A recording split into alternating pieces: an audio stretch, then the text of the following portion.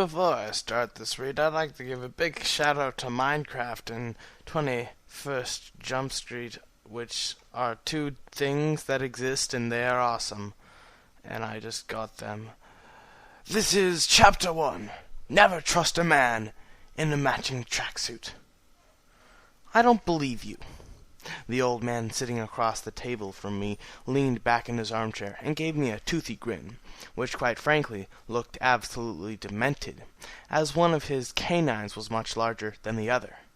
He was wearing a tannish gray tracksuit with golden stripes running up the sides. His eyes seemed to be mismatched, as if they were different sizes. To complete his ridiculous appearance, he had a scraggly white Fu Manchu going on that makes my pubic hair look like silk. "What's not hard to believe?" he purred, in a velvety voice that somehow reminded me of Q from Star Trek. "I'm offering you the chance to live out your dream. Haven't you always wanted to leave behind this frothing ball of filth for greener pastures? Have we not been discussing this for the past hour, or did I leave a beehive in my ear again? It's so hard to keep track of those things, you know. One would think the constant buzzing would give it away." His demeanor was relaxed, yet strangely giddy, like a kid who goes into a toy store with his mom and thinks, "Okay, just play it cool." He was probably insane. I should have known better than to take him up on his offer for a cup of coffee to discuss My Little Pony Friendship is Magic.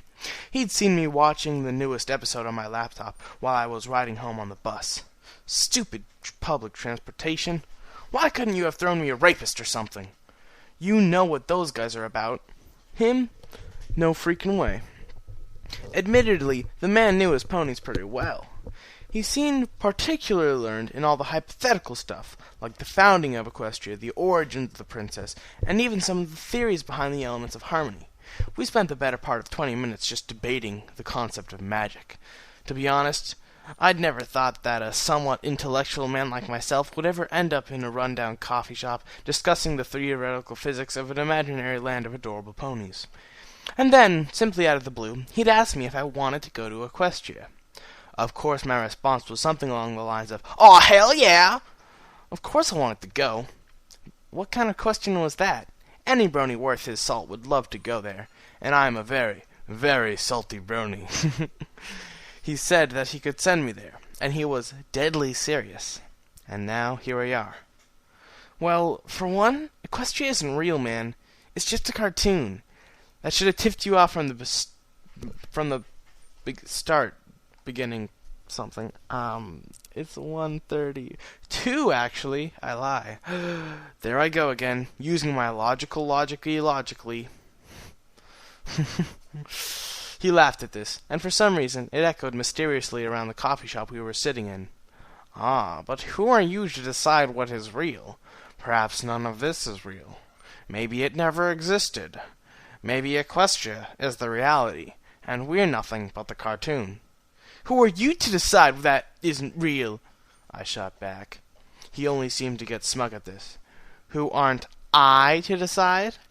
Who am I? Who are you? Life's great mystery, I suppose. And yet a rolling stone gathers no moss, but instead runs over the helpless woodland creatures in its path. Whatever the hell this guy is on right now, I want some." He continued, "But no rolling stone is created rolling. No, all I need is one little kick to send them on their merry way. That's what I'm offering you here." "So what, you want to kick me?" I deadpanned. "More precisely, I want you to punt you to the straight out of the universe." He cackled then, and it reminded me of when my grandma used to make the dreaded mystery meat soup. She'd laugh like a witch boiling a foul brew, which was kind of what she acted like. Bless her dead heart. I sighed and pinched the bridge of my nose. Maybe I should just humor this guy. It's not like I got anything else to do today. I finished all my classes at the university, and all I have to look forward to is now enjoying some microwaved ramen noodles in my shabby little apartment in the Chinese district. I took a glance outside, and sure enough, it was raining again. It's always raining here. Unwilling to soak myself to the bone, I decided to play along. "All right, let's say you could do this. Let's say hypothetically that you could actually boot me straight into Equestria. Why? Why would you do this? He scratched his beard, stroking it like it was a prize pumpkin at the county fair. Why not? I was puzzled by this. What do you mean, why not? Think of one good reason why I shouldn't. After all, based on what you've told me about yourself, it's not like you have much going for you here. Mix things up a little, my friend. Why not be an adorable animated equine for a while? Throw a little... He waved his hand around as he searched for a word. Throw a little chaos into the mix. You know what? Fine. Have your fun. Send me to Equestria. I don't care how you do it, or what I am when I get there. Surprise me. I don't know what you get out of this, and frankly, I'm not sure I want to. Deal? I raised my hand for him across the table. I would later regret ever saying those words.